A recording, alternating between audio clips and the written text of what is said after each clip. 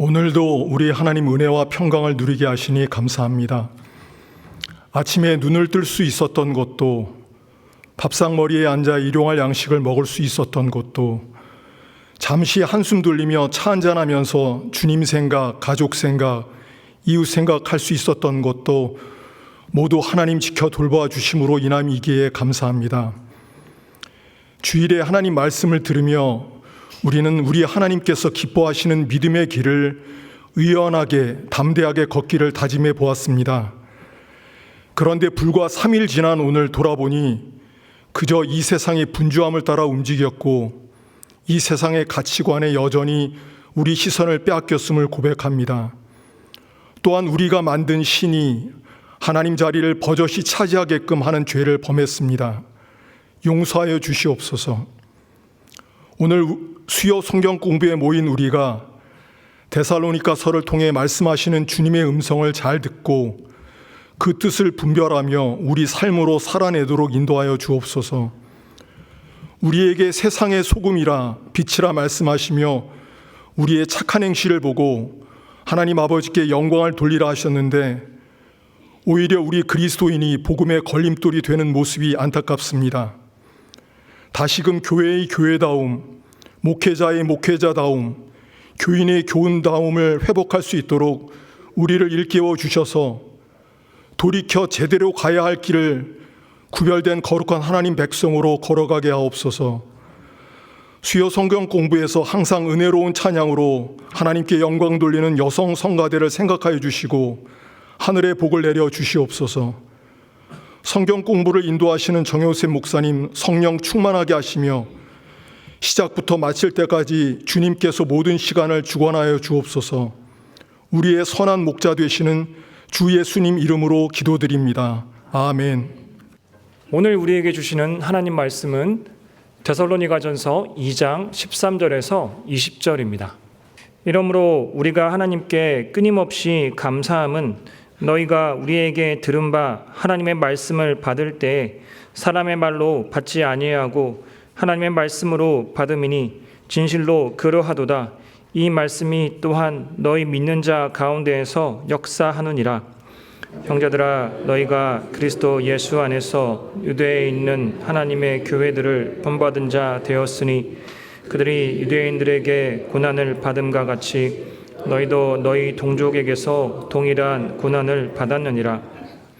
유대인은 주 예수와 선지자들을 죽이고 우리를 쫓아내고 하나님을 기쁘시게 하지 아니하고 모든 사람에게 대적이 되어 우리가 이방인에게 말하여 구원받게 함을 그들이 금하여 자기 죄를 항상 채우매 노하심이 끝까지 그들에게 임하였느니라. 형제들아, 우리가 잠시 너희를 떠난 것은 얼굴이요 마음은 아니니 너희 얼굴 보기를 열정으로 더욱 힘썼노라. 그러므로 나 바울은 한 번, 두 번 너희에게 가고자 하였으나 사탄이 우리를 막았도다. 우리의 소망이나 기쁨이나 자랑의 면류관이 무엇이냐? 그가 강림하실 때 우리 주 예수 앞에 너희가 아니냐? 너희는 우리의 영광이요 기쁨이니라. 아멘.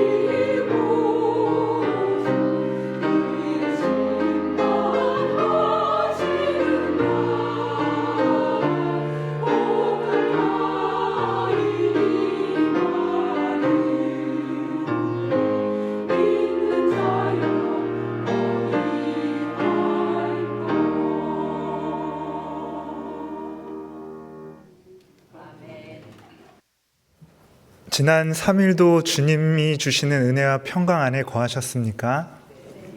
네, 감사합니다.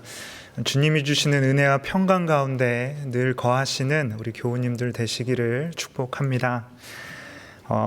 지난 시간에 공부한 내용을 한번 살펴보겠습니다. 바울은 핍박 속에서도 하나님께서 맡겨주신 복음을 참되게 전했습니다. 그리고 성도들을 잘 섬기면서 그들이 하나님 앞에 합당히 행할 수 있도록 인도하였습니다. 네, 교환에 있는 A번입니다. 주님께 잡힌 바 된 그것을 잡으려고 달려가는 사람은 복음의 증인으로 산다. 복음의 증인은 말뿐만이 아니라 변화된 상과 열매로 복음을 드러내게 됩니다. 특별히 이 시대는 복음을 말로 전하는 시대가 아닙니다. 변화된 우리의 삶의 모습을 통해서 그리고 우리의 삶의 열매를 통해서 복음을 증거해야 하겠습니다.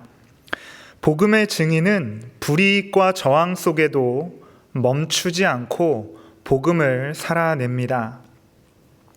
말씀대로 정직하게 공의를 행하며 살아가면 어둠 가운데 있는 이 세상 가운데에서 핍박받고 저항받을 수밖에 없습니다. 우리가 혹여라도 복음을 받아들이고 하나님의 말씀대로 살아가고 있는데 우리의 삶 가운데 아무런 핍박도 저항도 없다라고 한다면 우리의 신앙이 바르게 세워져 있는 것인지 점검해 볼 필요가 있습니다. 우리는 하나님 앞에서 불이익과 저항이 있다 할지라도 복음을 삶으로 살아낼 수 있어야 하겠습니다. 복음의 증인은 하나님 나라를 소망합니다. 그리고 삶의 자리에서 하나님의 백성으로 살아갑니다. 우리는 이 땅에 발 붙이고 살아가고 있지만 하나님의 나라에 소속되어 있는 존재입니다. 하나님 아버지와 우리 주 예수 그리스도에게 소속되어져 있습니다. 그렇기 때문에 하나님 나라에 소속된 사람으로서 이 땅에서 살아갈 때에 우리가 하나님의 자녀인 것을 기억하고 하나님의 말씀, 하나님의 뜻을 행하며 살아갈 수 있어야 하겠습니다. B번입니다. 주님께 잡힌 바 된 그것을 잡으려고 달려가는 사람은 하나님의 뜻을 구하는 삶을 살아갑니다. 자신의 욕심보다 마음을 감찰하시는 하나님이 기뻐하시는 것을 선택합니다. 하나님이 기뻐하시는 것의 반대는 내가 기뻐하는 것입니다. 내가 기뻐하는 것을, 내가 원하는 것을 추구하지 않고 하나님이 원하시는 것을 추구하며 살아갑니다. 이것이 바로 하나님의 뜻을 구하는 사람의 삶의 모습입니다. 또한 현재의 고난, 상황 속에서도 하나님이 원하시는 길, 말씀대로 사는 길을 선택합니다. 상황과 환경에 따라서 이리저리 흔들리는 삶이 아니라 어렵고 힘든 상황이 있을지라도 말씀을 기준 삼고 그 길로 행하는 삶을 살아가는 것입니다. 이것이 하나님이 원하시는 길이고 하나님의 뜻을 구하는 삶의 모습입니다. 장차 임할 미래의 영광을 바라보며 오늘의 삶을 또한 살아갑니다. 어떻게 죽을지를 결정하면 어떻게 살아야 할지 알 수 있다고 했습니다. 우리가 장차 하나님의 영광, 미래에 임할 그 영광을 바라보고 우리의 시선이 고정되어 있으면 오늘을 그리고 이 하루를 어떻게 살아가야 할지 우리가 다시 한번 생각하고 다짐해 볼 수 있게 되는 것입니다. C번입니다. 주님께 잡힌 바 된 그것을 잡으려고 달려가는 사람은 사랑과 헌신의 삶을 살게 됩니다. 바울이 유모와 또 아버지와 같은 사랑으로 성도들을 섬겼듯이 인격적인 사랑으로 사람을 섬기게 됩니다. 바울은 핍박 중 복음을 힘든 상황 가운데에서도 나누었고 그뿐 아니라 자신의 목숨까지도 나누기를 기뻐하였습니다. 오늘날 우리는 사실 목숨을 나누는 일은 어려울 수 있습니다. 하지만 하나님께서 우리에게 허락하신 복음과 또 우리의 삶 가운데 허락해 주신 시간, 삶을 나누는 것은 충분히 할 수 있는 일입니다. 바울이 여러 가지 어려운 핍박 상황 중에서도 어려운 상황 중에서도 하나님의 복음을 나누는 일에 애쓰고 힘썼던 것 같이 우리들도 우리의 삶을 통해 하나님의 복음을 나눌 수 있는 은혜가 있기를 소망합니다. 또한 바울은요, 자비량으로 섬겼습니다. 데살로니가 교회는 복음을 받아들인 지 얼마 되지 않는 믿음이 연약하고 어린 교회였습니다. 바울은 이 교회에 행여나 경제적인 부담을 주는 것은 아닐까 걱정했고 그 걱정의 마음이 자비량으로 그들을 섬기는 것으로 드러나게 되었습니다. 사랑과 헌신의 삶은 짐이 되는 삶이 아니라 서로의 짐을 대신 져주는 섬김의 삶을 살아가는 것입니다.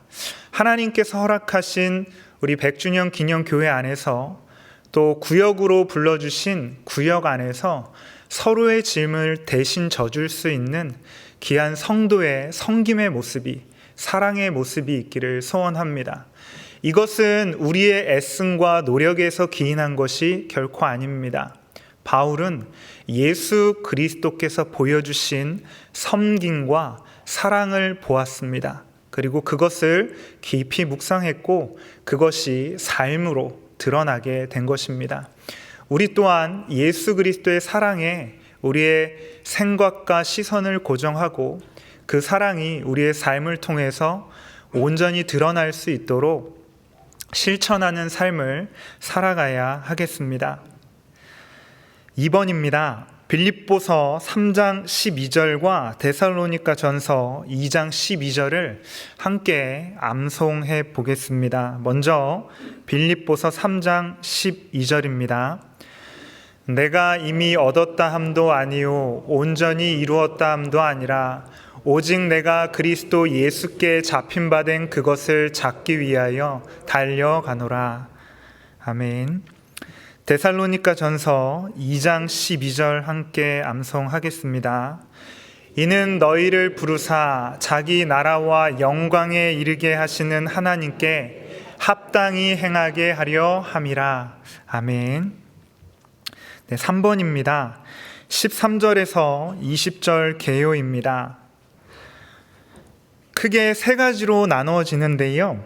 전체 흐름을 이해하면 오늘 본문의 내용을 더욱더 잘 이해할 수 있을 것입니다.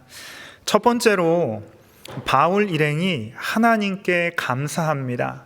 바울 일행이 하나님께 감사하는 이유는 다른 것이 아니라 바울의 말, 바울이 데살로니가에 있는 성도들에게 전한 말을 사람의 말로 받지 아니하고 하나님의 말로 받았기 때문입니다. 그리고 그 말씀이 데살로니가인의 성도들의 삶 가운데 깊이 침투해서 그들의 생각과 마음을 변화시켰고 그 내적인 변화가 외적인 삶의 변화로까지 이어지게 된 내용입니다. 그것이 첫 번째 내용이고 두 번째 내용은 데살로니가에 있는 교회 성도들이 예수 그리스도 안에 있는 유대에 있는 하나님의 교회들을 본받게 됩니다.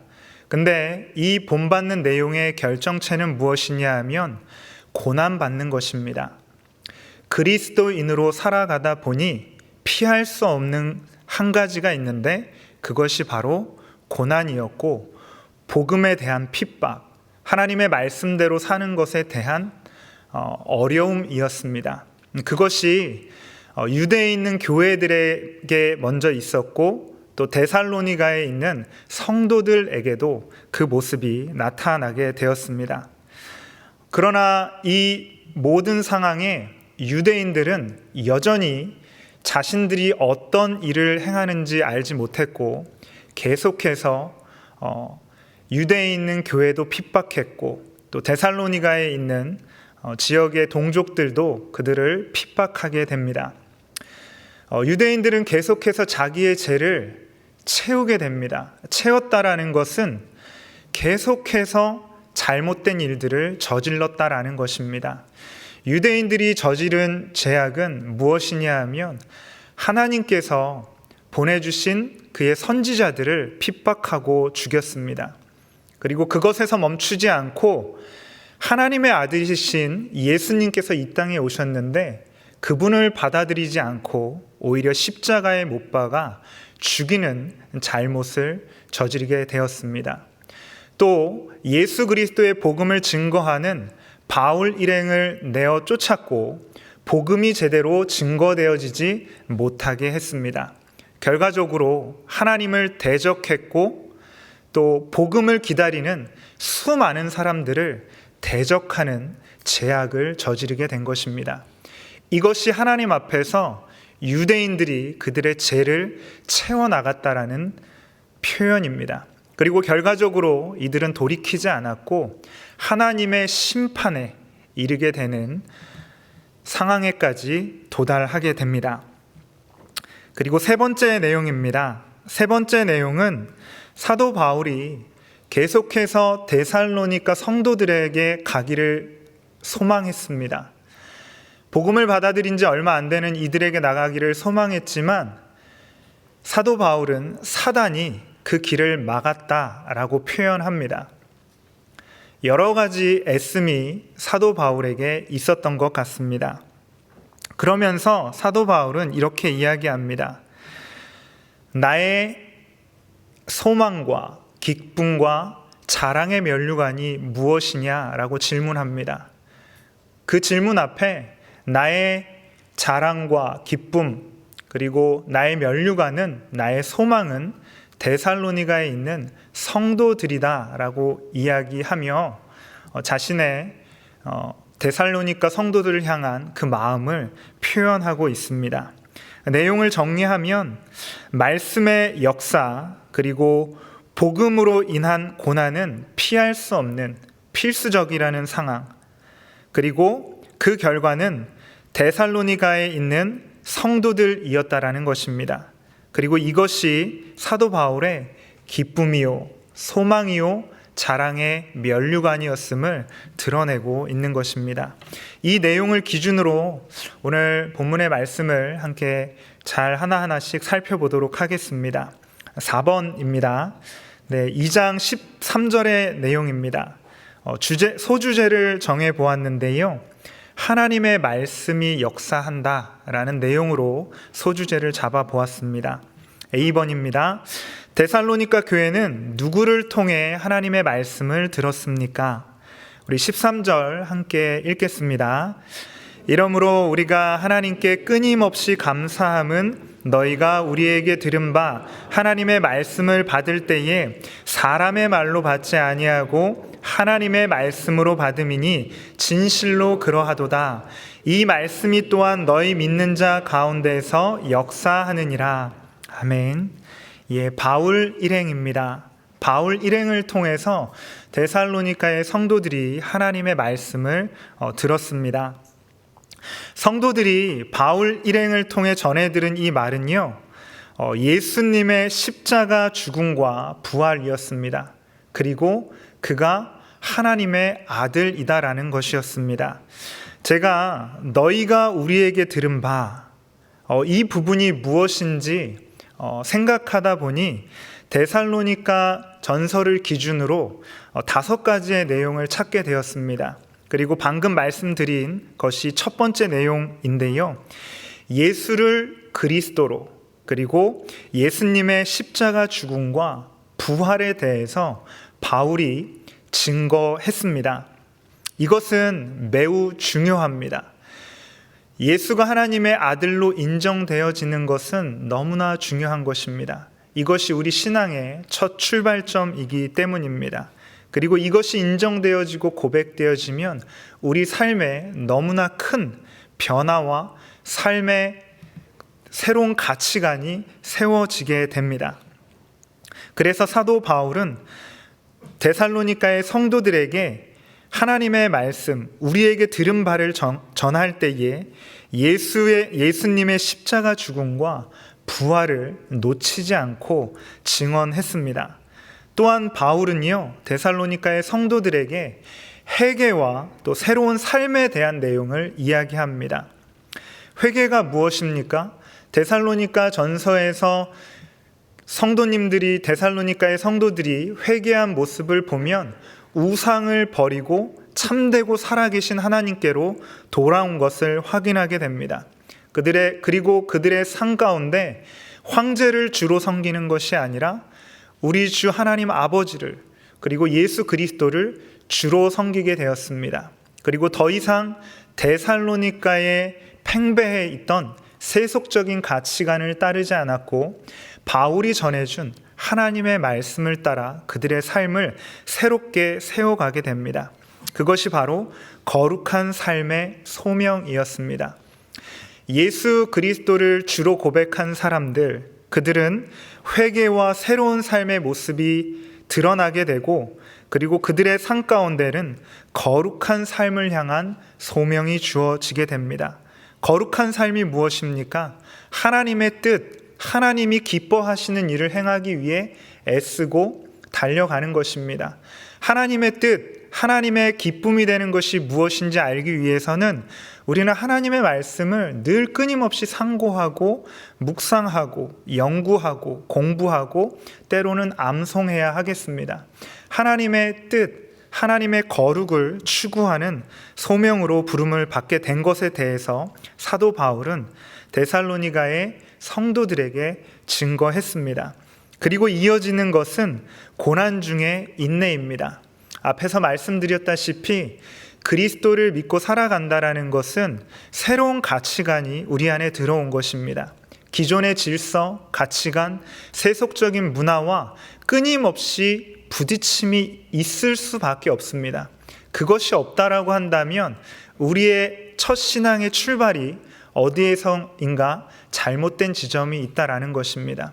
늘 끊임없이 부대끼고 충돌되는 지점이 발생하게 됩니다. 그럴 때에 이것이 단순한 고난으로 다가오고 단순한 핍박으로 여기는 것이 아니라 우리가 그리스도와 함께 영광을 받으면 그와 함께 고난받는 것이 당연한 것이듯이 우리가 받는 고난은 믿음의 증거이고 증표가 된다는 사실을 기억해야 하겠습니다.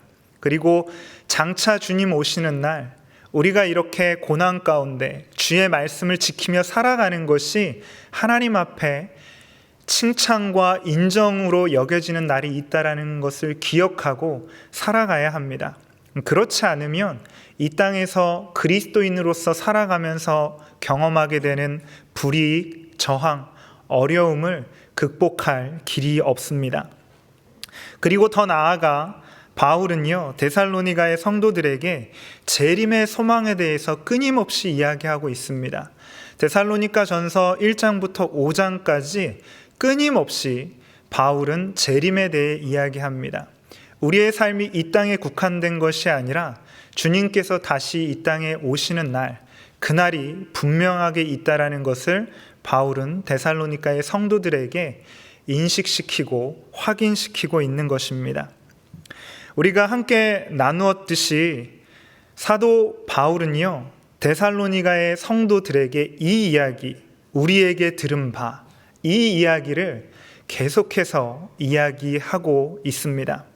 우리들도 우리가 믿는 것이 무엇인지 분명하게 인식하고 추상적인 것으로 끝나는 것이 아니라 구체적인 삶의 적용과 실천으로 이어질 수 있도록 우리가 믿는 것이 무엇인지를 매일매일 명확하게 할 수 있어야 하겠습니다. 비번입니다. 데살로니가 교회 성도들은 하나님의 말씀을 누구의 말로 받지 않았습니까? 사람의 말입니다. 데살로니가의 성도들은요, 설교자의 말로, 사람의 말로 바울의 이야기를 듣지 않았습니다. 하나님의 말씀을 사람의 말로 들으면 인간의 경험과 지식으로 재단하게 됩니다. 그동안 내가 살아오면서 경험한 것으로 하나님의 말씀을 재단하게 된다는 것입니다. 그래서 내 경험에 비추어서 수용되어지지 않고 이해되어지지 않으면 그것은 하나님의 말씀으로 인정하기가 어려운 것이죠. 내 이성과 지식과 경험으로 이해되어지지 않으면 하나님의 말씀을 받아들이지 못하는 형상들이 많이 있는데 바로 이러한 이유 때문입니다.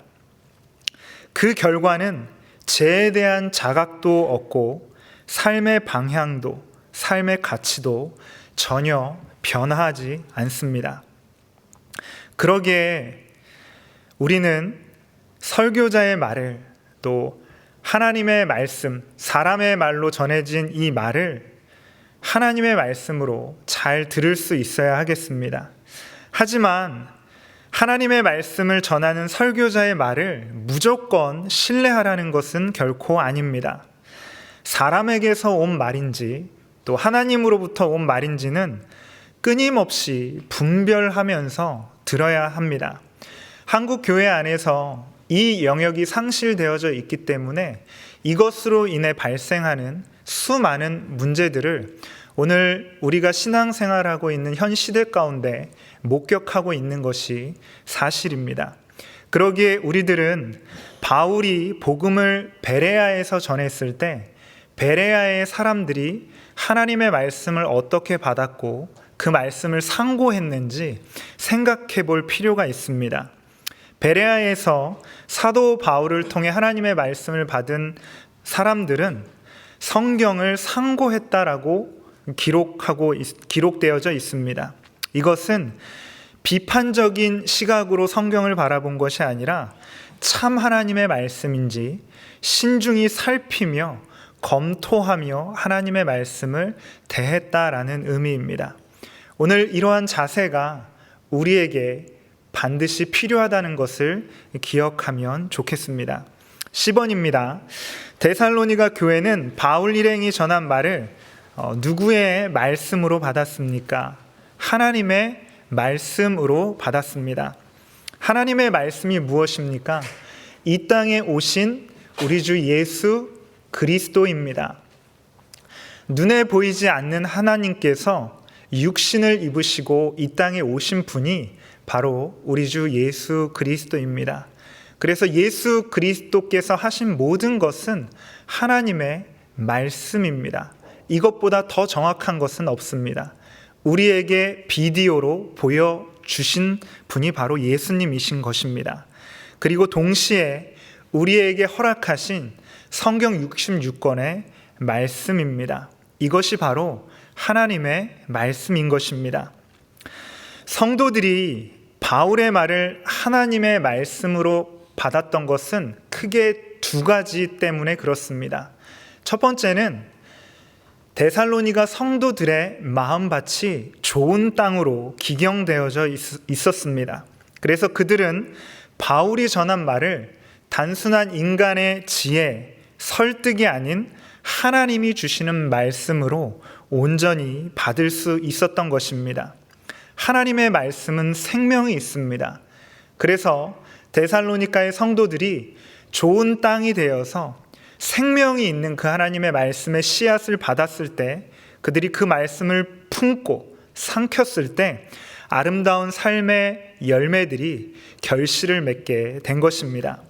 그리고 또 다른 한 가지 축은 성령 하나님의 역사입니다. 성령 하나님께서 복음의 능력과 큰 확신으로 그들을 부여잡으셨기 때문에, 사로잡으셨기 때문에 하나님의 말씀이 그들에게 잘 전달되어지고 역사할 수 있었습니다. 동시에 그들에게는 복음을 삶으로 살아내었던 바울 일행의 사랑의 성김과 헌신의 모습이 있었습니다. 이들은 단순히 말씀을 들은 것으로 끝나지 않고 좋은 본이 되는 바울 일행을 통해서 비디오로 복음을 그리고 말씀을 들을 수 있었던 것입니다. 이 두 가지 축이 너무나 중요합니다. 오늘 신앙생활을 하고 있는 우리들에게도 이러한 은혜가 있기를 소망합니다. 우리의 마음밭이 좋은 땅으로 일구어지기를 소망합니다. 그래서 하나님의 말씀이 우리에게 들려질 때 그 말씀의 씨앗을 잘 품고 삼킴으로 인하여 삶의 변화와 하나님 말씀의 능력을 경험할 수 있어야 하겠습니다. 그리고 더불어 이것은 우리 인간의 노력과 열심만으로는 되는 일이 결코 아닙니다. 성령 하나님께서 말씀이 증거되어지는 그때에 역사하시고 우리에게 하나님의 말씀으로 증거되어지는 능력과 내적인 확신을 허락해 주시기를 또한 간구해야 되겠습니다. 이 두 가지 내용을 꼭 기억하시고 삶 가운데 주의 말씀을 들을 때에 하나님의 말씀이 우리 가운데 살아 역사할 수 있는 능력으로 체험되어지도록 잘 적용하시면 좋겠습니다. D번입니다. 데살로니가 교회가 하나님의 말씀을 받자 어떤 일이 일어났습니까? 말씀의 역사가 일어났습니다. 말씀이 성도들의 마음과 생각에 침투합니다. 그리고 아무 일도 일어나지 않았다. 그런 일은 없습니다. 하나님의 말씀이 침투하게 되자 그들의 생각과 마음을 사로잡았습니다. 그리고 그들의 인생을, 삶을 붙들고 이끌어 나가기 시작했습니다. 우리가 하나님의 말씀을 붙들고 있는 것 같지만 하나님의 말씀이 우리를 또한 붙들고 있는 것이 사실입니다. 하나님의 말씀이 우리를 이끌고 가는 것입니다. 데살로니가 성도들은 내적인 생각과 마음의 변화가 생겼고 이것은 외적인 변화, 행동으로까지 이어지게 됩니다. 하나님의 말씀이 최우선 가치가 됩니다. 그동안에는 세상의 가치가 최우선에 자리 잡고 있었습니다. 그러나 하나님의 말씀이 들어가고 그 말씀이 그들 안에서 역사하자 이제 더 이상 세상의 가치가 그들에게는 아무것도 아닌 게 되었습니다. 마치 바울이 주의 은혜를 경험하고 그가 가지고 있던 모든 것을 배설물로 여긴다라고 이야기했던 것과 같이 데살로니가 성도들의 삶 가운데에도 이러한 은혜가 일어났습니다. 그리고 정체성이 확립되었습니다. 죄악 가운데 있던 세속적인 가치관에 소속되어 있는 존재인 줄 알았는데 데살로니가에 소속되어져 있지만 그것이 그들의 참 소속과 정체가 아니라 하나님께 소속되어 있는 것, 그리고 그것으로부터 확신되어지는 정체감이 생기기 시작했습니다. 이 땅의 것이 아니라 영혼을 소망하며 하나님의 나라를, 하나님의 뜻을 구하고 살아나가야 하는 하나님 자녀로서의 정체성이 생겨나게 된 것입니다. 그리고 소망의 방향이 재설정되었습니다. 어떻게 해서든지 이 땅에서 잘 되고 잘 먹고 잘 사는 것이 목적이었던 그들이 이제는 하나님의 나라가 이 땅에 확장되어지고 하나님의 자녀로서 이 땅에서 아름답게 살아나가는 것, 어떤 환경과 상황 가운데서도 주의 말씀을 지키며 살아가는 것, 그렇게 살아나가기를 소망하는 소망의 방향이 재설정되어지게 된 것입니다. 뿐만 아니었습니다. 정서적인 변화도 일어났습니다. 환난 중에서도 성령의 기쁨, 그리고 감사와 평안을 누렸습니다. 그리고 하나님을 기쁘시게 하려는 의지와 결단이 일어났습니다. 나를 기쁘게 하려는 것이 아닙니다. 하나님 없이 살아가는 많은 사람들은 자신을 기쁘게 하기 위해서 살아갑니다. 누군가를 기쁘게 하는 것조차 깊이 들여다보면 나 자신의 기쁨을 추구하기 위해 행동하는 일들이 대부분입니다. 그러나 이제 하나님을 기쁘시게 하는 삶을 살아야겠다는 의지적인 결단이 일어난 것입니다. 하나님의 말씀이 역사하기 시작하면 아무 일도 일어나지 않았더라 라는 내용은 성경 그 어디에서도 찾아볼 수가 없습니다. 말씀이 역사하면 우리 안에 변화가 일어납니다. 이 변화의 은혜가 우리 가운데 있기를 소망합니다. 2번입니다. 나눔 질문입니다. 우리는 말씀을 하나님의 말씀으로 받고 있는지 점검해 보면 좋겠습니다. 말씀이 하나님의 말씀으로 잘 다가올 때는 언제고 또 반대로 그렇지 않을 때는 언제인지 점검해 보면 좋겠습니다. 그리고 하나님의 말씀이 우리의 생각과 마음, 삶 속에서 실제로 역사하며 우리의 가치관과 태도, 행동을 변화시키고 있는 말씀으로 역사하고 있는지 나눔을 통해서 우리의 삶을 점검해 보면 좋겠습니다. 네, 5번입니다. 14절에서 16절입니다. 소주제를 복음으로 인한 고난은 믿음의 증거이다라고 한번 잡아보았습니다. 복음으로 인한 고난은 믿음의 증거이다. 데살로니가 교회는 어떤 고난을 받았습니까? 14절입니다. 함께 읽겠습니다.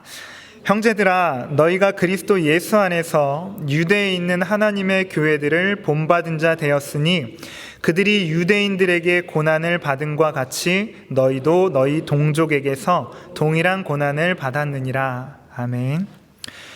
유대에 있는 교회가 당한 고난입니다. 유대에 있는 교회가 당한 고난을 동일하게 이 데살로니가에 있는 교회 성도들도 당하게 됩니다. 모든 교회는 한 주님을 주로 섬기고 있습니다. 그렇기 때문에 궁극적으로는 모든 교회는 하나입니다.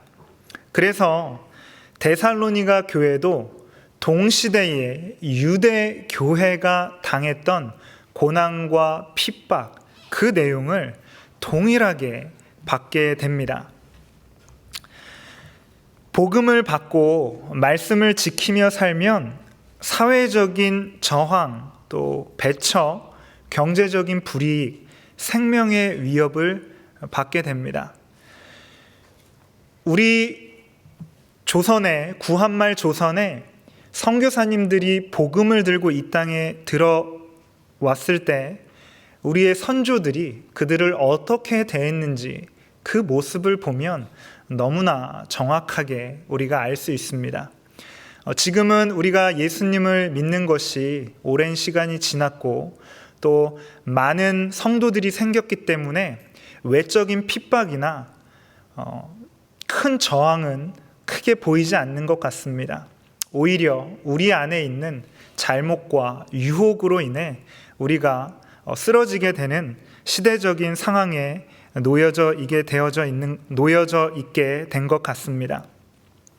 그런데 유대에 있는 교회 그리고 데살로니가의 성도들이 당한 고난은 결코 그러지 않았습니다. 엄청난 핍박과 고난이 있었고 생명을 내어놓아야 하는 상황도 너무나 많았습니다.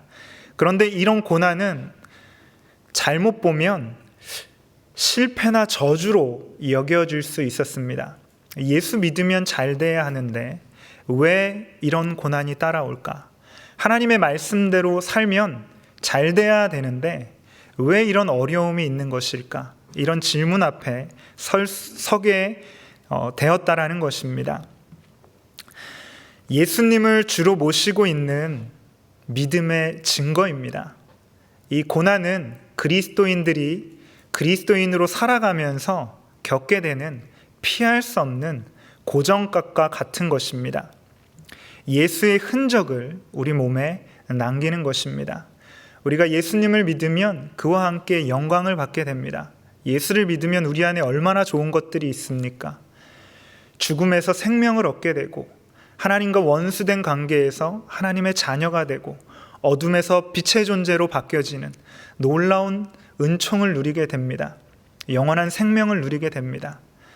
그럼에도 불구하고 예수님을 믿음으로 인해 이 땅에서 저항받는 것도 사실입니다. 그 저항을 고난으로 여기고 우리가 예수 그리스도의 십자가를 짊어지고 살아나가는 이 대가를 포기하지 않는 신앙인으로 세워져야 할 것입니다. 내 잘못 때문에 받는 고난을 말씀드리는 것이 아니라 복음 때문에 말씀을 지키며 살아가다 당하게 되는 고난을 말씀드리는 것입니다. 이것은 우리에게 주어진 십자가이고 예수님의 흔적을 우리에게 남기는 것입니다. B번입니다. 유대인들은 예수님을 죽였고 이방인들에게는 어떤 잘못을 지었습니까? 15절에서 16절입니다. 함께 읽겠습니다. 유대인은 주 예수와 선지자들을 죽이고 우리를 쫓아내고 하나님을 기쁘시게 하지 아니하고 모든 사람에게 대적이 되어 우리가 이방인에게 말하여 구원받게 함을 그들이 금하여 자기 죄를 항상 채우매 노하심이 끝까지 그들에게 임하였느니라. 아멘. 구원의 길을 가로막아 버렸습니다. 유대인들은요, 하나님이 보내신 선지자들을 구약 역사 속에서 계속해서 핍박하고 괴롭히고 때로는 그들을 죽이는 일을 서슴지 않았습니다. 그런데 결국 하나님께서 보내신 그의 아들 예수 그리스도까지 십자가에 못 박아 버리는 굉장한 잘못을 저지르게 됩니다. 이것은 하나님의 뜻을 정면으로 거역하고 나서는 것입니다. 하나님의 뜻에 순종치 않는 모습입니다. 하나님의 뜻보다 자신이 원하는 일을 함으로 자신을 기쁘게 하는 행위였습니다. 이들은 바울 일행을 회당에서 쫓아내었고 복음 전파를 가로막았습니다. 얼마나 하나님께서 복음이 전파되기를 원하셨습니까? 얼마나 생명의 길, 구원의 길이 세계로 열려져 나가기를 소망하셨습니까? 그런데 이 하나님의 크신 계획과 사역을 정면으로 가로막는 엄청난 일을 이 유대인들이 저지르고 있었다는 것입니다. 그럼에도 불구하고 자신이 무슨 일을 하는지조차 알지 못하고 있었습니다. 그 결과 유대인은 하나님을 대적하게 되었고 하나님의 복음, 생명을 기다리고 있는 수많은 사람들을 대적하는 존재가 되었습니다. 유대인들은 이것이 하나님을 위한 것이라고 여겼지만 이것은 하나님을 거역하는 일이었습니다. 우리 안에도 하나님을 위한 일이라고 생각하고 있지만 하나님을 거역하고 있는 일은 없는지 점검해 보아야 하겠습니다. 예수 그리스도의 복음을 증거하는 일, 하나님의 말씀이 증거되어지는 일, 하나님의 일을 하는 교회의 사역들을 가로막는 일을 하고 있는 것은 아닌지 우리의 삶의 모습을 돌아보면 좋겠습니다. 10번입니다. 복음 증거를 방해한 유대인들은 자기 죄를 채웠고 어떤 상태에 놓였습니까? 하나님의 노하심에 이르게 됩니다. 유대인들은 회개하지 않았습니다. 죄를 채웠고 죄를 채웠다라는 것은 하나님과 계속해서 멀어져 가고 있다라는 것을 의미합니다. 그 결과는 진노였습니다. 자기 죄를 채운다는 것은 죄가 계속해서 쌓여간다라는 것입니다. 하나님의 인내가 한계치에 도달하고 있는 것입니다. 하나님이 어떤 분이십니까? 참고 또 참고 또 인내하시는 분이 바로 하나님이십니다. 하나님의 인내는 우리를 다시 세우는 하나님의 사랑입니다. 그러나 유대인들은 계속된 악을 저질렀고 결국 이 악은 하나님께서 심판하십니다. 노하심이 끝까지 임했다라는 말이 바로 그 의미입니다. 회개의 기회를 거부하고 끝까지 죄를 채운 결과였습니다. AD 70년 로마의 티투스에 의해서 예루살렘의 성벽과 성전이 불타고 수십만 명이 학살당하는 사건과 연결하여 설명하는 학자들이 많이 있습니다. 하나님의 노하심이 유대인들에게 이렇게 현실 세계에 드러났다는 것입니다. D번입니다. 우리는 복음으로 인해 어떤 어려움을 경험했는지, 또 그 과정에서 어떻게 믿음을 지켰는지 나눠보면 좋겠습니다. 그리고 혹시 우리의 말이나 태도가 하나님의 일을 가로막고 있었던 일은 없는지, 또 하나님의 인내, 우리를 다시 세우는 사랑 앞에서 회개와 순종이 필요한 부분은 무엇인지 하나님의 말씀 앞에서 우리 자신을 다시 한번 점검해 보면 좋겠습니다. 6번입니다. 17절에서 20절의 말씀입니다. 소 제목을 우리의 영광과 기쁨이라고 지어 보았습니다. 우리의 영광과 기쁨. 우리 교우님들의 기쁨과 영광, 자랑의 면류관은 무엇입니까? 질문을 가지고 함께 이 본문을 좀 나눠보면 좋겠습니다. 17절, 18절 함께 읽겠습니다. 형제들아, 우리가 잠시 너희를 떠난 것은 얼굴이요 마음은 아니니 너희 얼굴 보기를 열정으로 더욱 힘썼노라. 그러므로 나 바울은 한 번, 두 번 너희에게 가고자 하였으나 사탄이 우리를 막았도다. 네, 바울 일행이 데살로니가 교회에 가지 못한 이유는 사탄의 방해 때문이었습니다. 바울은 유대인들의 박해를 받았고 그들을 걱정하는 믿음의 형제들에 의해 밤에 데살로니가를 떠나야만 했습니다. 이 경험은 바울에게 강제적인 분리였고 굉장히 고통스러운 상황이었을 것입니다.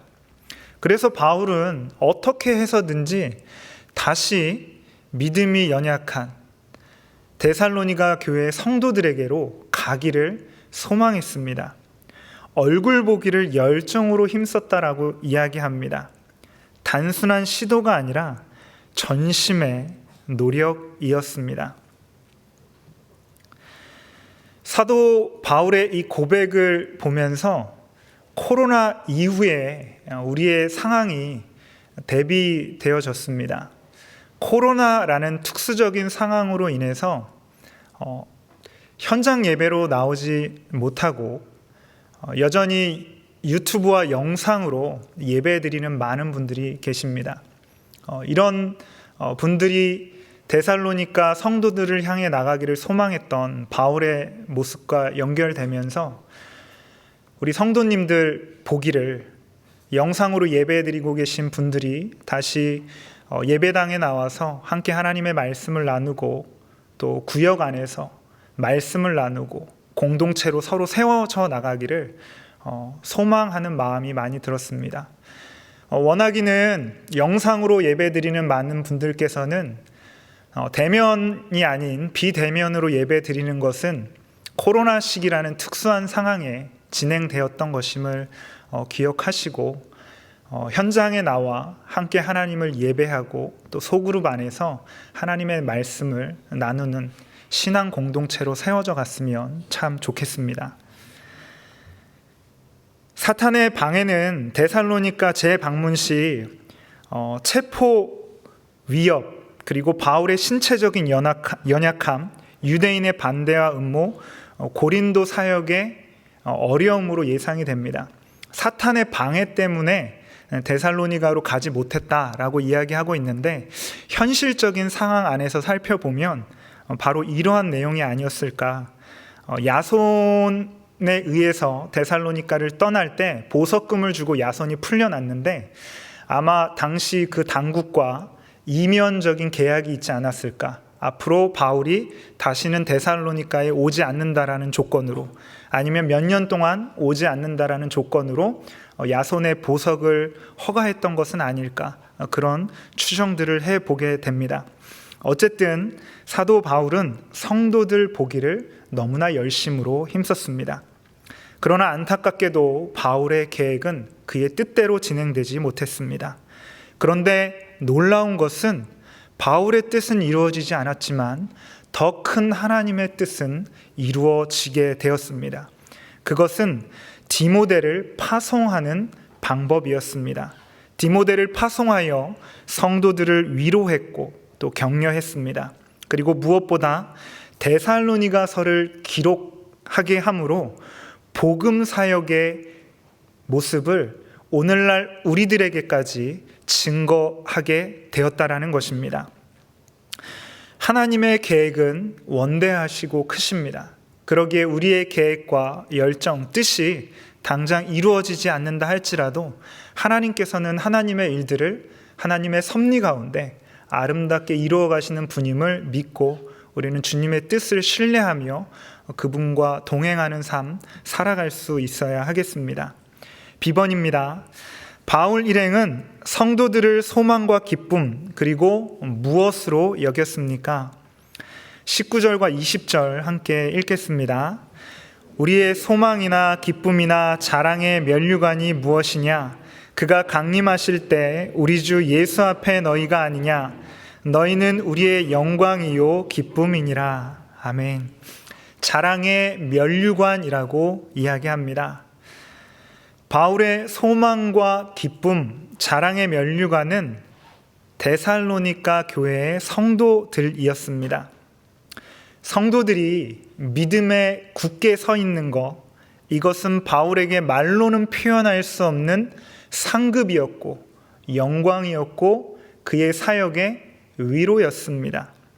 아마 사도 바울은 핍박과 고난과 복음을 증거하는 어려운 상황 가운데에서도 데살로니가 교회의 성도들이 그 어려운 상황 가운데에서도 믿음 위에 굳게 서 있는 것, 그리고 하나님의 말씀대로 살기 위해 몸부림치는 것, 주의 재림을 소망하는 모습들을 보고 기억하고 생각하면 아마 눈물이 돌지 않았을까 생각되어집니다.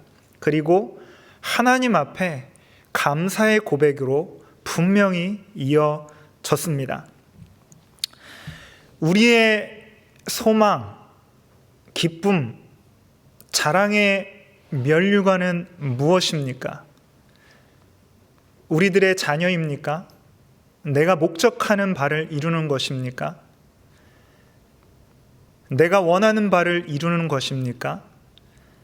사도 바울은 데살로니가의 교회 성도들, 더 정확하게 말씀드리면 복음을 받아들이고 믿음 위에 굳게 선 이들, 말씀대로 살아가는 그들이 사도 바울의 소망이고 기쁨이고 자랑의 면류관이라고 이야기합니다.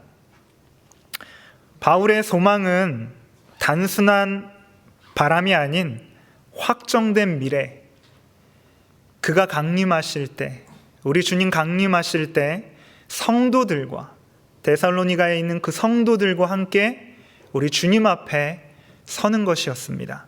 이것이 바울의 소망이었습니다. 누군가와 함께 주님 앞에 서기를 소망하고 계십니까? 주님 앞에 서는 그날 우리가 생각하고 있는 그 누군가와 주님 앞에 설 수 있는 귀한 은혜 있기를 소망합니다. 이 소망이 있으면 사탄의 방해와 고난이 있어도 인내하고 소망하며 하나님께 감사할 수 있습니다. 바울의 기쁨은 결코 상황이 좋아서 생긴 것이 아니었습니다. 바울의 삶의 여정을 보면 온통 외적으로는 고난투성입니다. 그럼에도 바울이 기뻐할 수 있는 그것은 데살로니가에 있는 성도들이 믿음 위에 섰기 때문입니다. 누군가가 믿음 위에 선 것을 보며 그것이 나의 모든 기쁨이 되는 것을 경험하면은 참 좋겠습니다. 면류관은 경기에 승리한 자에게 주어지는 월계관입니다. 바울의 승리의 이 면류관은 하나님의 인정이었습니다. 하나님께서 달려갈 길을 마치고 주님 앞에 섰을 때 바울의 머리에 씌워주는 면류관이었던 것입니다. 그러나 이 면류관, 이것은 바울이 쓰는 면류관으로 끝나는 것이 아니라 동시에 바울이 하나님께 돌려드릴 영광이기도 했습니다. 존귀와 찬양이기도 했습니다. 이 면류관은 우리가 주님 앞에 서는 그날 받게 될 것입니다. 하지만 이 면류관은 오늘 이 순간 지금 준비되어지고 있습니다. 10번입니다. 나눔인데요. 바울의 자랑의 면류관이 데살로니가 교회의 성도들이었듯이 우리에게도 주님 앞에 드릴 기쁨과 자랑의 면류관, 사람이 있는지, 또 다른 한편으로 우리는 누구의 면류관이 되어 왔는지, 우리에게 누가 복음을 전해주고 우리의 믿음을 자라게 도와준 사람이 누구인지 생각해보고 감사했으면 좋겠습니다. 그리고 나도 그와 같은 삶을 살기 위해서 어떤 삶을 살고 있는지, 그리고 살아야 하겠는지 구역 안에서 함께 나누시면 좋겠습니다. 7번입니다. 오늘 배운 것을 적용하여 정리해 보겠습니다. A번, 주님께 잡힌 바 된 그것을 잡으려고 달려가는 사람은 하나님의 말씀을 품고 삼키는 사람입니다. 하나님의 말씀을 들을 때 성령의 도우심을 구해야 합니다. 그리고 나에게 하시는 말씀으로 들을 수 있어야 합니다. 더 나아가서 좋은 땅이 되어 하나님의 말씀의 씨앗이 우리의 심령 가운데 떨어질 때에 그것을 품고 삼켜서 삶 속에서 생명의 열매, 변화의 열매를 맺을 수 있어야 하겠습니다. 히브리서 4장 12절 말씀입니다. 함께 읽어보겠습니다.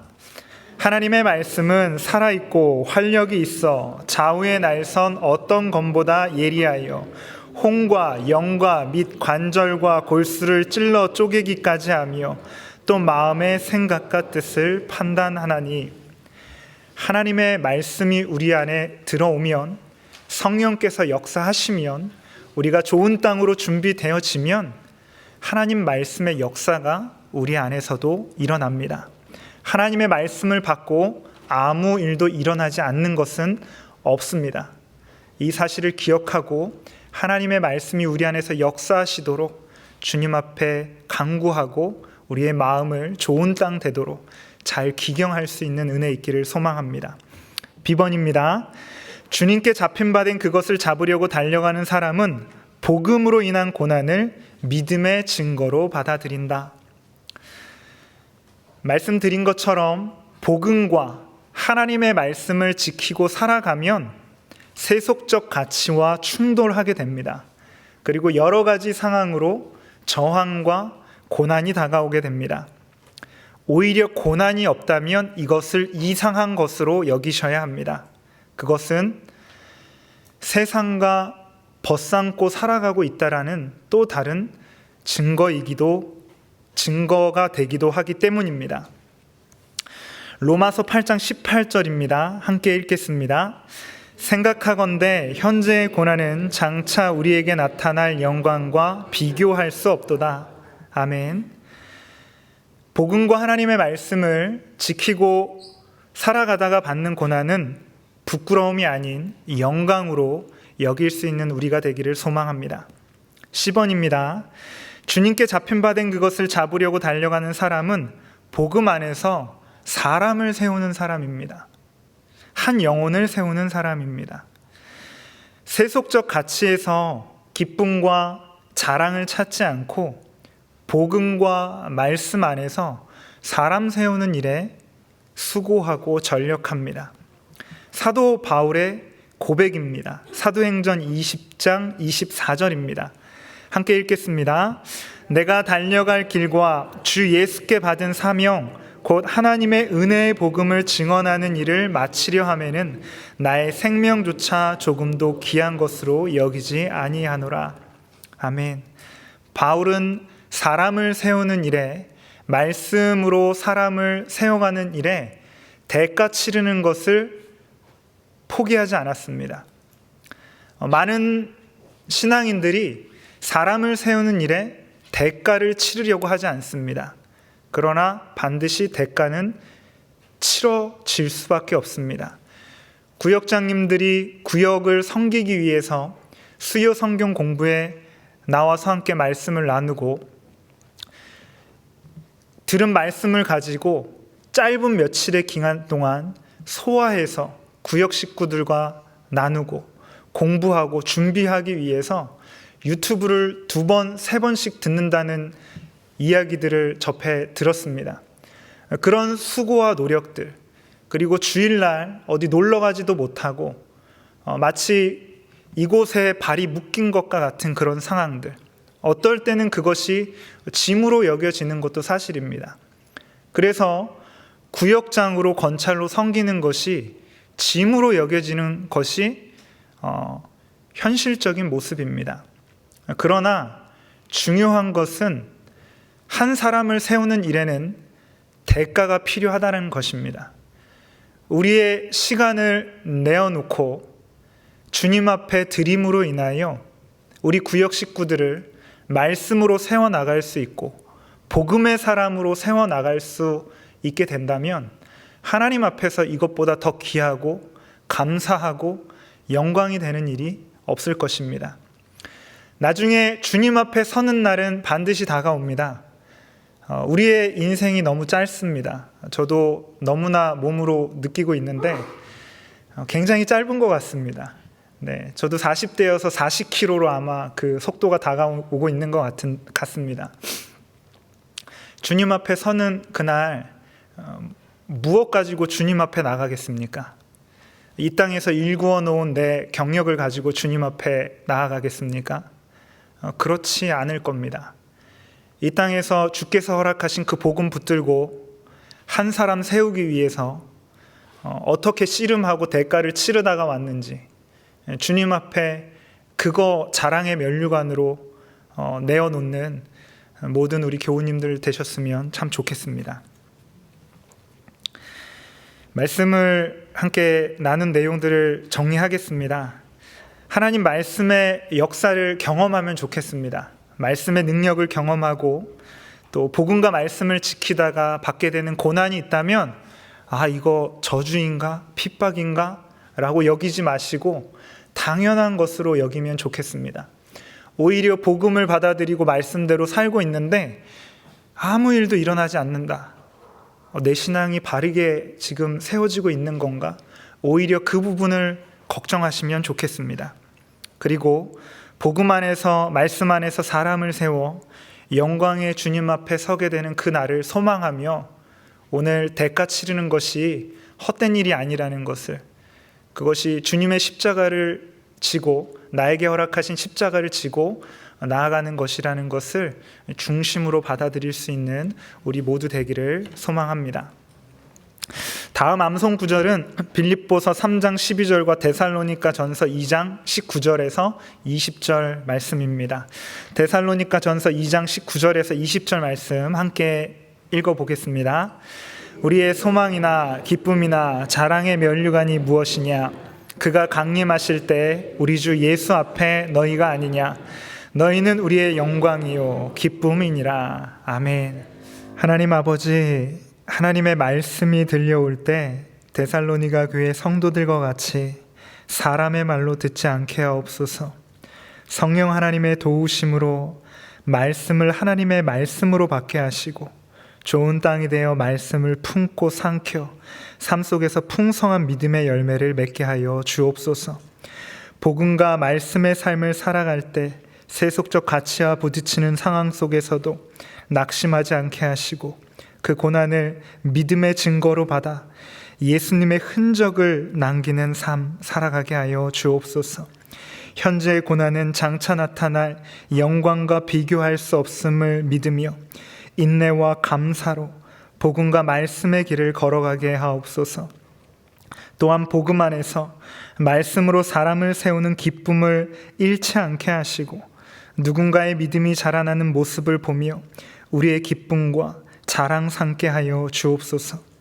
우리가 누군가의 면류관이 되었듯 이제는 또 다른 사람을 믿음 위에 세우는 복음의 통로 되게 하시고 사람을 세우는 복음의 기쁨으로 잡힌 바 된 그것을 잡으려고 달려나가는 은총 누리게 하옵소서.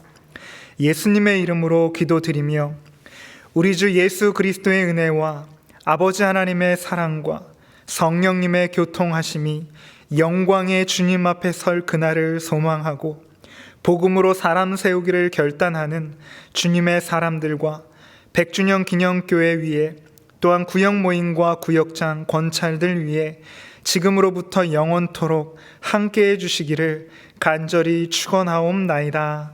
아멘.